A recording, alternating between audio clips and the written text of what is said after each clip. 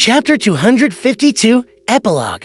As soon as Klein's fingers touched the black eye, he heard illusory sounds as a throbbing pain seared through his head. But, at the same time, something strange appeared in his vision. These were countless illusory black threads that spread out from Miss Bodyguard and his own body. They emanated from their bodies, out into the void towards some boundless distance. This was a scene that would horrify people with trypophobia. Klein suddenly gritted his teeth, unable to endure the corruptive feeling any longer as he placed the black eye into the iron cigarette case. Everything restored to normal, and the negative side effects he suffered subsided. Only then did Klein have the energy to make guesses. Is that the essence of a Nimblewright Master's beyond her powers? It allows one to see and control certain threads connecting every person's body and spirit. What a pity that it's contaminated. The side effects are too great, and it cannot be used as a mystical item. For now, disregarding an attempt to purify it above the gray fog, this will be considered the second time that I'm provoking the true creator. So it is very likely that he would prepare himself and seek me out if that happened. I probably wouldn't have a chance of reviving again. I should learn and master the relevant knowledge before making a decision. Phew, he exhaled, and after Miss Bodyguard chose the crude paper figurines and the corresponding materials, he bent down again to pick up the 13 pounds 5 soldi and 8 pence. Then, looking at Rasago's headless body and the blood all over the floor, he said, with a slight headache, "Let's clean up the scene." The pale blonde Miss Bodyguard floated to the side and calmly said, "Let me do it."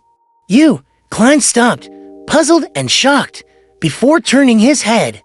Miss Bodyguard floated to Rasago's side, crouched down, and went to lie down over the body. She slowly sank in and fused with the corpse.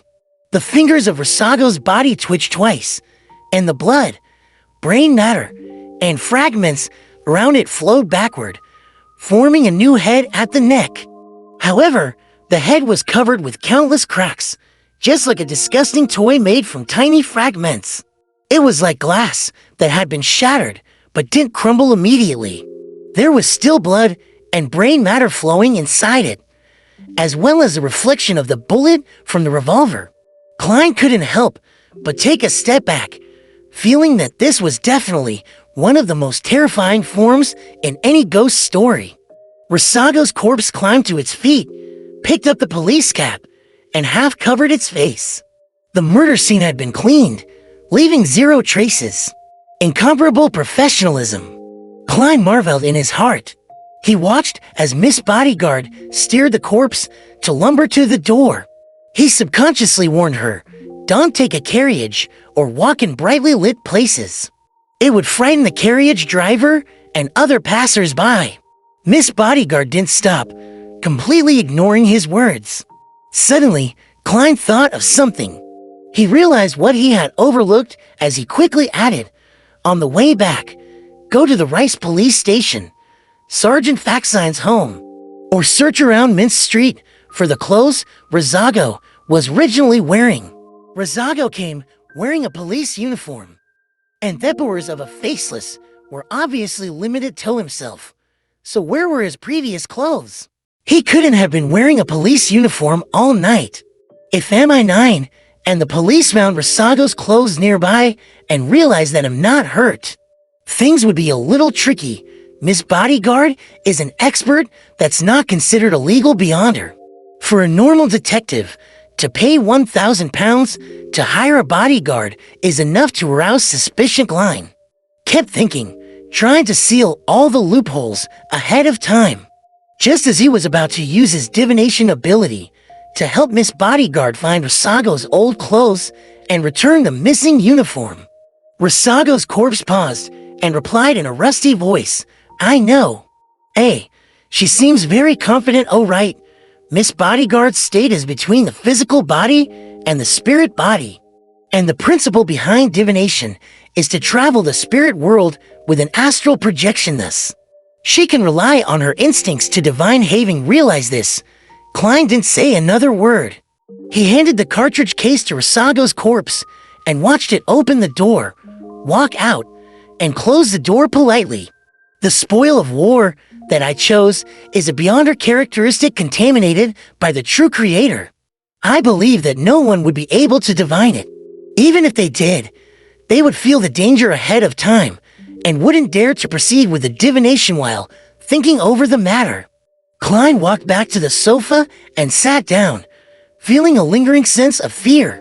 The battle had lasted no more than a minute, nor had it been fierce enough to destroy anything. But the ferocity and danger of it had been second only to what he had experienced when facing Megas and the baby in her womb.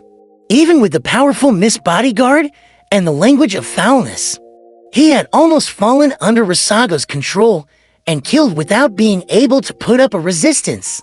The ability of a nimble right master is very odd and very powerful. According to the law of Beyonder characteristics conservation, the Beyonder characteristic left behind by Rasago should include all of the main ingredients of the potion sequences 5, 6, 7, 8, and 9. If it wasn't contaminated by an evil god, if it was matched with the supplementary ingredients, an ordinary person could instantly become a sequence 5 Beyonder. Of course, this kind of advancement methadone, depending entirely on luck, has long been abandoned by history.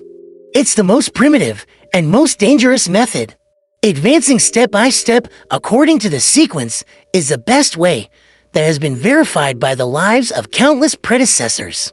If I can get rid of the corruption of the true creator in the future, then I can also use the Beyonder characteristic left behind by Rasago when advancing from sequence 6 to sequence 5.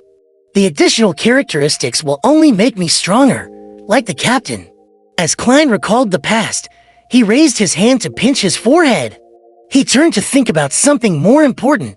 Rasago's appearance meant that the struggle for the manuscript had ended. Could his lack of charms have to do with him finishing all his charms in the battle? To come at such a critical juncture, it's likely he had the intention of diverting attention. MI9 probably didn't expect him to seek revenge so boldly under such circumstances. They didn't send anyone to monitor me, and could only passively wait for Rasago to give them the signal. Rasago was Bakerland's assistant, and his actions should be directed only by Bakerland. After his death, as long as Bakerland is dead, there would be no more latent dangers left. I wonder if the assassination has begun, or if it succeeded. Tonight, because of the battle over Helmosuin's manuscript, the powers defending Bakerland would be at its weakest. If it were me, I'd definitely not miss this opportunity. I'm sure Bakerland didn't think that someone would assassinate him. With nothing to do, Klein fished out a coin and, recited with a suppressed tone, "Bakerland is already dead." Ding! Thepany tumbled in the air and fell down into the palm of Klein's hand, head facing up. It meant a positive result. Bakerland is dead. The assassination was a success. Klein was overjoyed. His tensed-up nerves immediately relaxed. Without Rasago's interference, he believed that the result was correct. This matter has finally ended. Klein took a deep breath and slowly exhaled. He leaned back slowly on the sofa and looked out of the window at the faint crimson moon amid his fatigue and relief. Inside the Intis Republic's embassy, two military officials were squatting beside Bakerland's body, examining the cause of his death. Their partners and their superior had already gone out, chasing in a bid to capture the assassin. However, everyone knew that it was already too late. There was no hope left.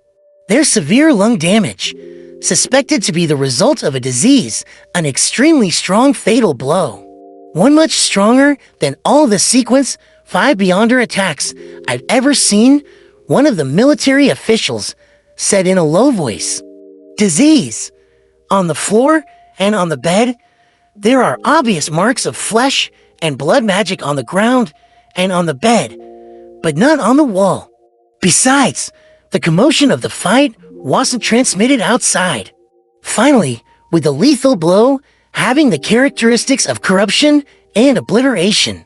There are at least for unconnected beyonder powers. Another military official stood up and began to describe the situation as if he was talking to himself. He suddenly stopped and looked at the other military official. They said in unison, "Shepherd." After a few seconds of silence, the squatting military official frowned and said, "It might be a group with at least for different beyonders. Then, we'll wait to be judged. It's normal for us not to discover the infiltration of a single rose bishop. But how did the other three do it? It's impossible." The standing military official denied the guess as he hesitantly said, "However, I have heard of another sequence that can create similar effects. I think it's called scribe. I don't know what pathway it is, nor do I know which organization it belongs." The squatting military official nodded and said, "A shepherd is the prime suspect. The Aurora Order are a bunch of lunatics. It's nothing odd for them to do anything. Let's begin investigating the identity of the woman that seduced the ambassador. Damn it, the Lone Kingdom definitely won't permit our investigations.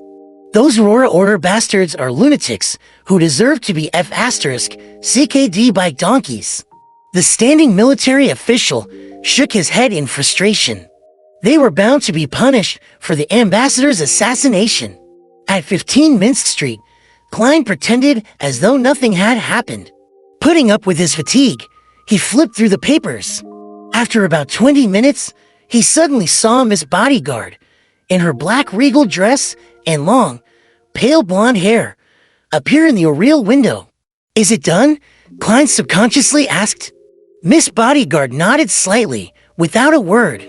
Few Klein thought for a moment before saying, "Thank you for your protection. This matter ends here. I'll pay you the remaining 900 pounds in 2 days. As you know, there's a withdrawal limit. Or should I hand it over to Merrick?" The pale-faced lady opened and closed her mouth, her voice seemingly ethereal, as it echoed in the air. "Just give it to me.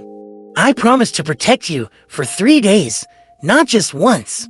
Lady, you really abide by the contract, however. This would be very inconvenient for me.